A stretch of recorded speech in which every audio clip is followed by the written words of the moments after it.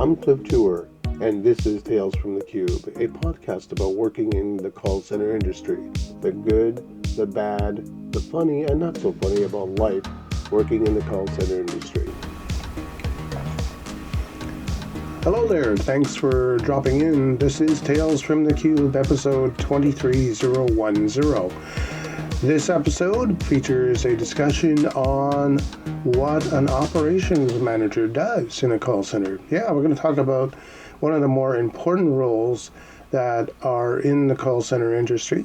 And it is a very important role. It's something that we all should be aware of if we're working in the call center industry, who is in charge and what they do.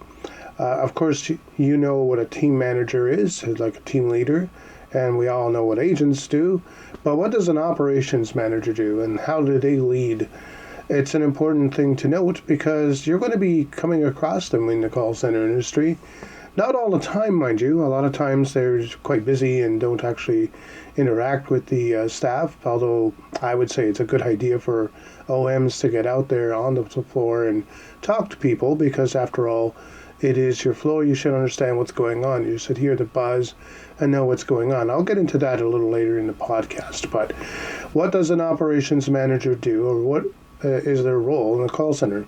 Well, essentially, an operations manager is the person behind or in front of the team, I guess you could say. Yeah, more or less in front of the team. They are the head of all the teams in the call center.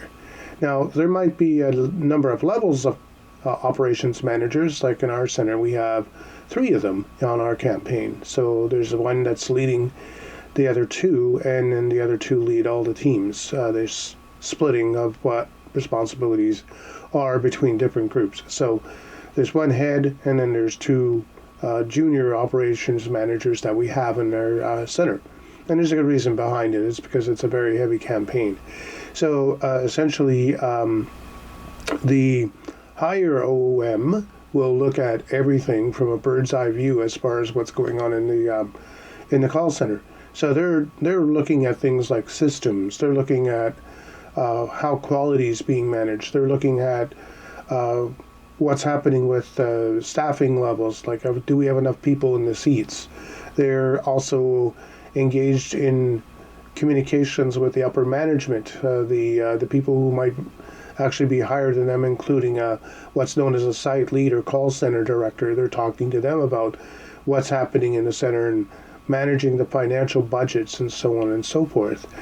They also will tend to basically handle things like incentive programs. They will deal with things like making sure that the daily operations are running in a smooth manner as far as things like security, things like making sure that there's enough computers on the floor that are working, and if there isn't, that they will get the IT people involved to help fix them. So it's very much like being an octopus, if you will, as an OM. They have a lot of responsibilities. Now, the 2 other ones that we have in our center are more or less probably focused, or laser focused on the teams. So they're looking at the teams that are in their charge. So they have a number of TLs or team managers under them, and those people are whom they manage.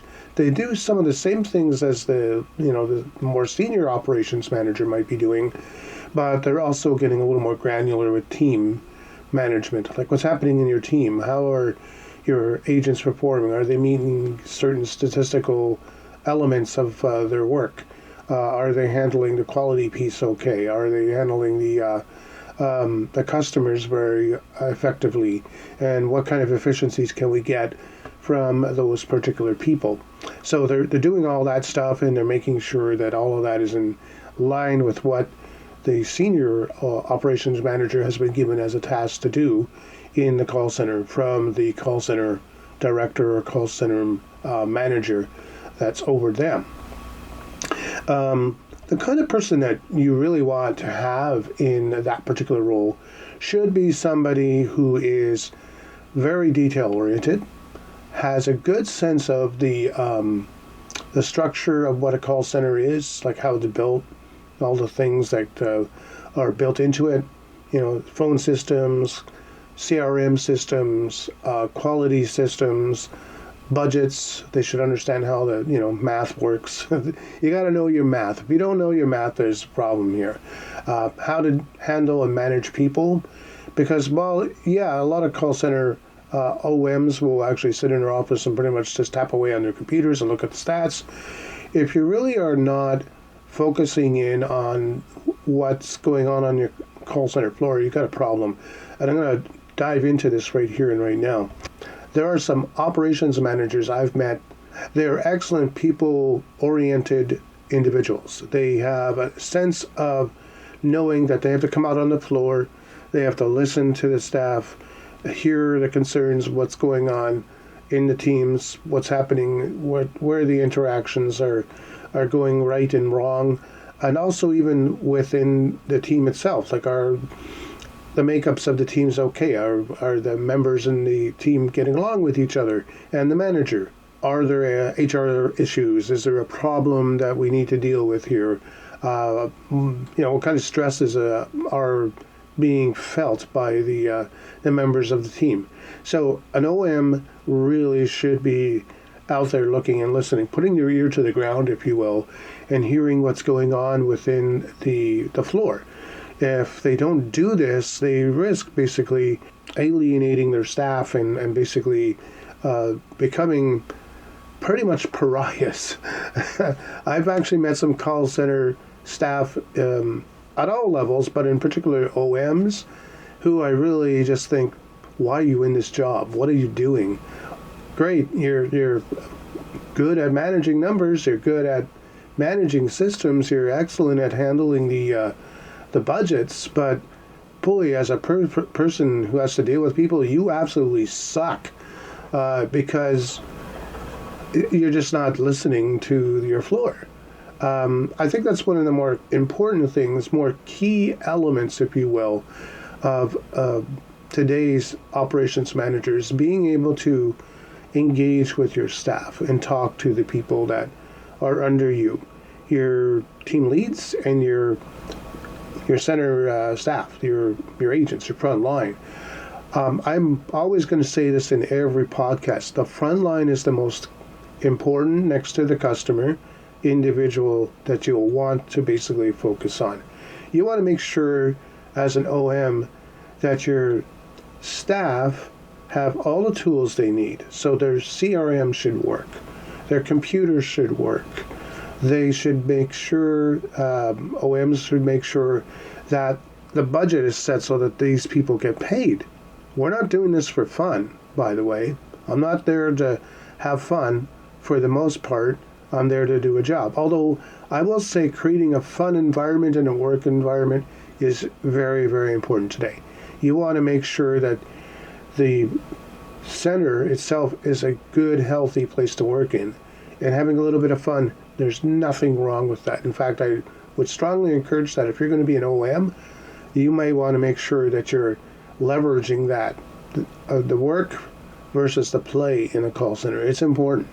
If you are going to be managing people, you want to have that flexibility. You want to be able to engage, and that is an important part, because engagement is what employees are wanting. And I've seen it in report after report online. If you wanted to, I could even call up stats or articles that are actually outlining this, that what people are saying, particularly the frontline worker, is saying they want management to be intuitive, they want them to be listeners, they want them to be action-oriented people on behalf of them. So looking after your employees is a very critical part of being an operations manager. If you're not doing this, if you're solely focused on stats, budget, efficiency, you're really not doing your job. You're forgetting one of the most important elements that you could ever have in a call center, and that is the people who drive this, because it's the front line that drives the business along with the customer. So if we're not happy, the customers are not happy, you're not going to be happy, because as much as you may be efficient, you're also going to end up losing money, because what's going to happen? You're going to see attrition rates go through the roof. And it's bad if you're a big center, for example, and you're part of a big company, and there's an attrition rate that they have for, say, for example, say it's 20%. And your center all of a sudden is spiking at 25, 30, 40, or even 50%. You're losing half your staff. You're losing money.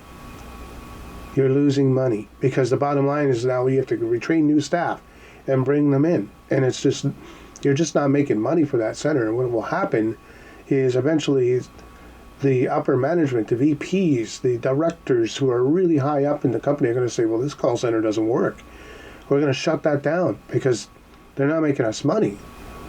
After all, call centers are a business. And if you're not business efficient, if you're not business savvy, if you're not business effective, you're going to be out of business. It's as simple as that. So understanding this and realizing that is important. One of the key things I would say to anybody who's going to be in that role, working as an operations manager, is that you want to basically have a bit of an education. So maybe college or university. And there's a lot of OMs that come up through the ranks and have just their high school, or even have elementary school experience, believe it or not. There are people I know and people I knew. One of them was my stepdad, Bill Kennedy is his name. God rest his soul. Bill had an education pretty much a level that was elementary school. Highest, like grade 6, maybe he went into grade 7 or 8. I don't know completely what his education was, but he definitely had a low education. He became a VP. He was eventually in charge of a lot of people. He was very high up in his company. McLeod Young Shearson, I believe, was the name of the company. They got it taken over by another big firm. I think it was CIBC. And he managed a lot of people as an officer in the company too. So goes to show you don't have to have the college or university acumen to be an operations manager or even a VP. You can, but it's still kind of good to have that. And of course, experience behind you, managerial experience, would work in your favor as well. So these are things to really think about and really be in tune with, because the bottom line here is you want to have an intelligence factor about you when you go into this role. You want to be intelligent enough to have the ability to manage these systems, because they're important systems. Like I said, you're talking about computer systems, quality systems, CRM systems, the interactive voice response systems. Then you're talking about things like working with the HR teams, to manage staff. You're talking about managing budgets.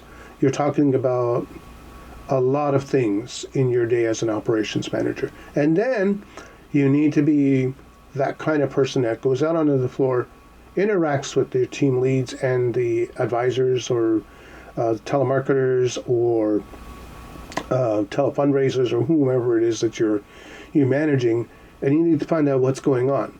It's not enough just to basically get a customer satisfaction survey and look at it and go, oh, okay, the customer's happy, the customer's not happy. You need to basically go out there and see that they are happy or not happy, and then find a way to basically tell your client, or if you're an internal call center, tell your upper management, hey, we need to do some things, so we need to make a few changes and wheel about into this area so that we can guide our agents to go forward and do this. How do we go about doing that? And then listen for the implementation strategy and go forward with what it is you want to do. So that said, for people like me interacting with a person who is an OM, I have a lot of respect for them. I think that they are an important and integral part of the call center. What I really hope, and I've been in, like I said, many call centers, hope for every time I work in a call center, although I've been with mine now for 7 years, if there's any kind of change in that role, or I'm meeting a new member of the staff who's an OM, or I'm working in a new call center, I'm always going to hope that the OM has all the pieces together and has his how shall I put it, has his stuff together. Okay, you got to have your stuff together in order to do this job well and efficiently, so that you can function and do the job, the task that you have before you. Because if you're a lout, if you're considered to be an idiot or a fool by your staff, you're going to be ignored for the most part. Yeah, they're going to listen to what you're telling them to do, and they're going to do what you ask because you're the boss. But you're also going to find that you're really just disliked, and you're just put up with. And I've actually seen OMs that I've come across that I just go, yeah, I'm just putting up with you. I'm not going to. I'll do what you ask me to do, but go away. I don't want to talk to you. You're go away. You don't know what you're doing. Yeah, you may have the inclination and the smarts and the book knowledge and all that, but you have no people skills and no ability to really function beyond just crunching numbers. If you're that kind of person, really, in all honesty, I would say don't become an operations manager, because you have to have the people skills in order to do this job well. And I really mean well, to the point where you're going to make that call center money. If you're one of these people that likes to just constantly look at the numbers, you might want to look into analytics and systems analytics, and in other words, step away from anything that has to do with dealing with people and just work on that, because you're probably going to be a much more effective person in the call center than, say, an OM. Having said that, I would also say for anybody who is looking to go and work in the call center industry, that today you want to find and work in call centers that are managed well. Some are not. Not all call centers are equal, and one of the reasons why they're not all equal is because of people working in positions like the operations manager. So there you go. Some other tips I'm going to bring forward include a few things that you want to keep in mind as an OM and also as a frontline worker. But I'm going to do that after I take a quick little break. Hey, thanks for listening to Tales from the Cube. Want to get the word out about your business, blog, YouTube channel, or product? Why not run an ad here on the podcast? Yeah, an ad where you tell the world about your thing. For the details, email 4eyesfreelancing@hotmail.com with the subject line, advertise on Tales. That's the number 4eyesfreelancing@hotmail.com. Now back to Tales from the Cube with Cliff Tour.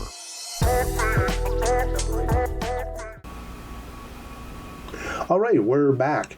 So, as I said, I'm going to offer some other little tips that you might want to consider for yourself as a call center operations manager.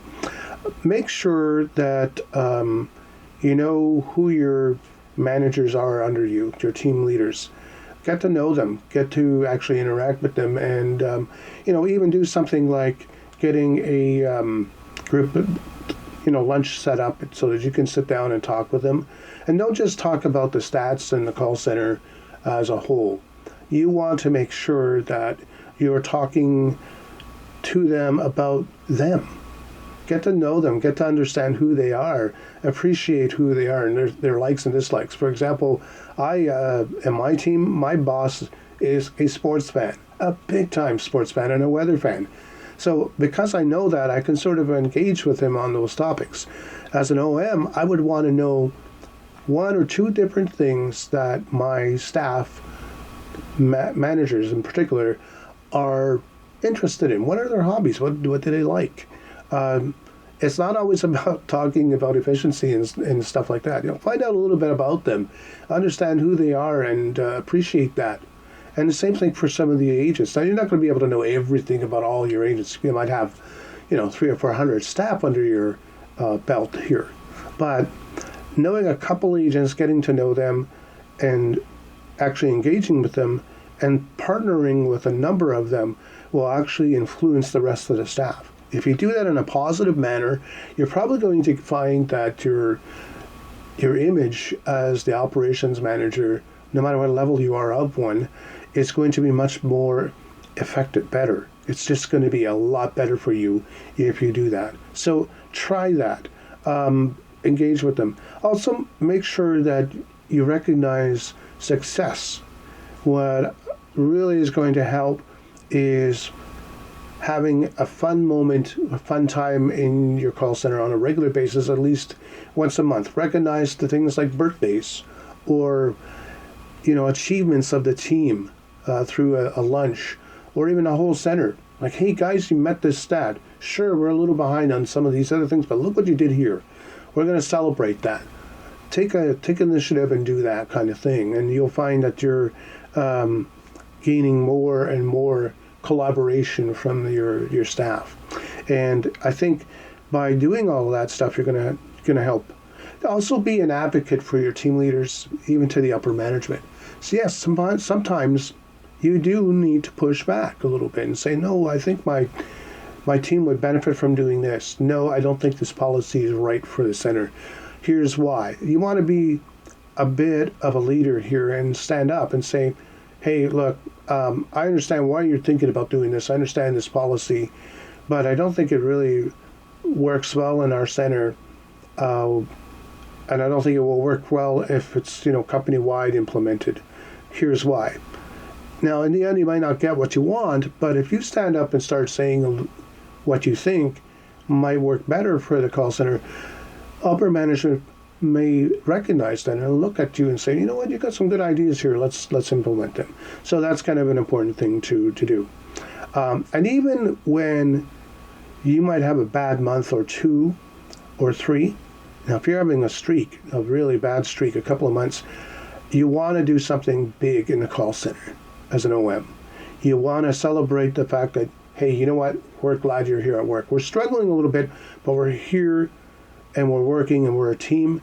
Let's celebrate the fact that we are a team. Believe it or not, it's actually a good idea, a morale booster to actually go forward and do something to recognize the team is trying. So having a nice pizza dinner or lunch might help, or even serving breakfast. Coming in the morning, I've actually seen this done in a call center where the managers serve the employees breakfast. It's a nice idea. It works. And I've seen it at other companies where at Christmas they do things like that. So those are some of the other things that you may want to consider doing. Yes, it's important to manage all those stats and those systems and things like that, but it's also important to be the people person as an OM. I'm going to come back with some more tips, but this time around I'm going to focus on the front line and how you can help your call center's operation manager. I'll be right back in a moment. Hey, want to do some advertising? I'd love to see you do some advertising right here on the podcast. Tales from the Cube. We're happy to have you on board. Tell your story about your business, product, or service. Right here in the podcast. All you have to do is send an email to 4eyesfreelancing@gmail.com. 4eyesfreelancing@gmail.com. That's where you send it with the subject line tail, and we'll get back to you with details. Now, back to the show.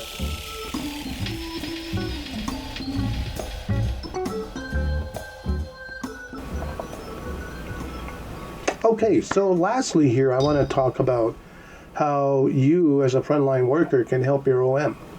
Well, some of the things you can do are the following. Come in on time, manage your workflow so that you're doing the job in the manner that you're supposed to be doing it. Help your team lead, help the OM by providing some feedback as to what's going on the calls, how are the customers reacting to what's going on, Is there some feedback that they need to hear? Do it in a positive manner, but do it. Also, you may want to consider making sure that during your shift, you're not taking, unless you're ill or something like that, you manage your breaks properly, and if you have to go to the washroom for an extra one, do so, but try to be as quick as possible. But remembering too that a lot of people are not as healthy as they used to be when they're older, like me, so I might need an extra one here and there. Tell your manager and let them know, to let the OM know if need be, hey, look, this is happening because I'm not well. In other words, keep people in the loop as to what's happening with your health, with things that are going on. You don't have to get detailed or super personal, but at least let them know what's going on. Be respectful to not just your TM, but also the OM. Respecting the operations manager and his time and his skill sets are important. One of the worst mistakes you can make is to be a jerk to an OM. It's going to get noticed, and you could end up in a situation where you're talking with HR. So at the same time, it goes both ways. The OM should be respectful to you. And if you're finding out that they're not, take that to HR and say, hey, look, I know he's the boss. I know he wants me to do things. This is not cool. I'm not tolerating it. I'm the type of guy, I'll be very frank with you, I don't tolerate nonsense. I actually had the other day somebody who is in our quality team get rude with me, and I said, no, you're not going to do that. It's important that whatever management role you have, even in a quality thing that you're doing, no, you're not going to be rude. And that's the other thing, too, the operations manager should hear, is that if staff are being rude to each other, even at different points, like the quality or a TM is being rude, they should know. So you should tell them about that. But also you should thank them for taking the time to listen to you. You should thank them for having an event if they do that, and appreciate the fact that their job is very complex and hard. Like I said, they're managing the systems, they're managing the budget, they're managing the quality, they're even managing the phone system, how that works. And it's a lot of stuff that they've got to do. And they've got people they're answering to. If you're an internal call center, it's more or less the upper management. But if you're working on behalf of clients, it's your own people plus the client who's coming back to you and saying, hey, look, you need to do this, you need to do that. I want this, I want that. And that's important for them to do. So you need to respect that and understand that they have a lot on their plate. So there you go. There's some things that I think you might want to consider with respect to what an OM is about as far as their job, how they should handle people, and how you should handle them. I would say at the end of this, above all, what's in low quantity and needs to be upped is the employee focus. We need to start focusing in and realizing that employees are important. They make the difference in any business, and having a good, healthy call center, a good, healthy work environment, no matter where you work in general, is important. And that means talking and engagement. So if you're in a situation, particularly if you're in a call center where that's not going on, you need to, if you are an OM, a TM, or even an agent, you need to step out a little bit and say, hey, this is not working. Can we talk? If you do that, I think you'll be finding yourself respected, hopefully. If you're not, you've done your best, and all you can do is just move on. But if you step out, if you try to help the OM, I think you're going to find yourself a well-respected individual, and you'll find yourself being considered as a point of contact for them to hear what's going on. With that, I am going to close out here. It's been really fun talking about this particular role. I'm hoping maybe one day I'll become an OM, and it would be interesting if I did. I don't know how I would handle all that stuff. I guess I would just have to learn as I go, because even though I know how it works, I will admit I don't know in-depthly how it works, but I do know enough to know that I probably could do the job with a little bit of extra help. Maybe one day I'll be one. Maybe I'll be a TM. Who knows? All I know is that right now I gotta get going. I appreciate you visiting with us today here on Tales from the Cube, Episode 23010 is in the box and ready for you to listen to. Thanks again for dropping in. I'll see you in the next episode. Tales from the Cube can be heard on Spotify, Amazon, iHeartRadio, and Google Podcasts, as well as through the Anchor platform. I'm Cliff Tour. Thanks for listening. I'll see you in the next Tales from the Cube episode.